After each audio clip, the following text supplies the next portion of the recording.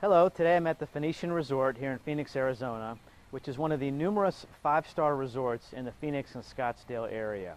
It's a beautiful 245-acre property situated right in the middle of the hubbub of the Biltmore area, and then you have Scottsdale Fashion Square Mall a few blocks away, which by the way is one of the 20 largest malls in the country. The Phoenician was built and completed in 1988. And was the vision of Charles Keating. Interestingly enough, the resort was being completed as the savings and loan scandal was going on. You don't read too much about the combination there. The resort itself, absolutely gorgeous. You have 9 pools, one's behind us here. Sits at Camelback Mountain, which you can see in the background, which is visible from all over the valley, and one of the Phoenix points of pride. You have 643 guest rooms, multiple restaurants, all the way from 5-star restaurant down to they have a nice grill. At the golf course, they have 27 holes of championship golf here.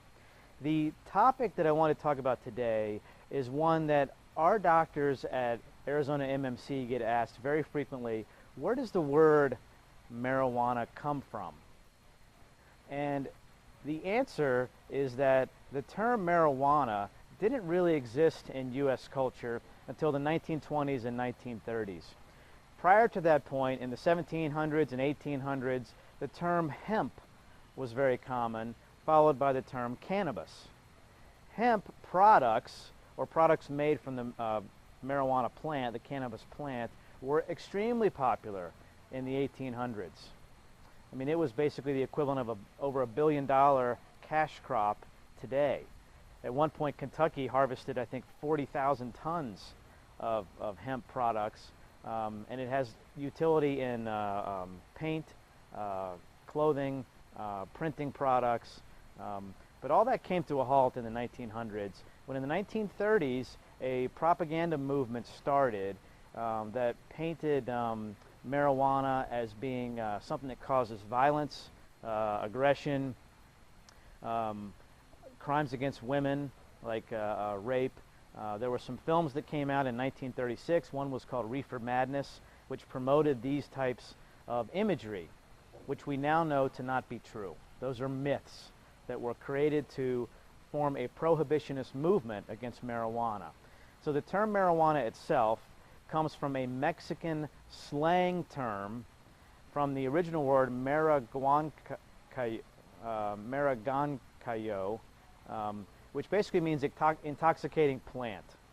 When Mexicans came across the border and brought marijuana, or cannabis, as it was known at the time, the term that they often used for it was marijuana. And at the time it was spelled without a J, it was an H. So that was a term that became popularized in the U.S. culture in the 1930s, and that led to the prohibition of marijuana at that point.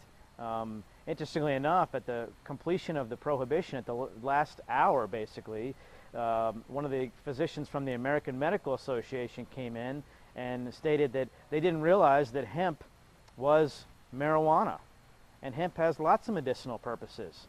So they lobbied against prohibition of marijuana, but it was too late. In the 1937 Marijuana Tax Act went into effect, effectively illegalizing marijuana, popularizing the term marijuana, and that's what everybody uses today. Here in Arizona, medical marijuana is now legal, as it is in 17 jurisdictions around the country, and that is basically the term that everybody uses, is legalizing medicinal marijuana. There you have it, a brief history of the term. Check us out on the internet at arizonammc.com. Our doctors are compassionate, knowledgeable, licensed, and provide excellent medical marijuana evaluations to qualified patients. Thank you very much. Have a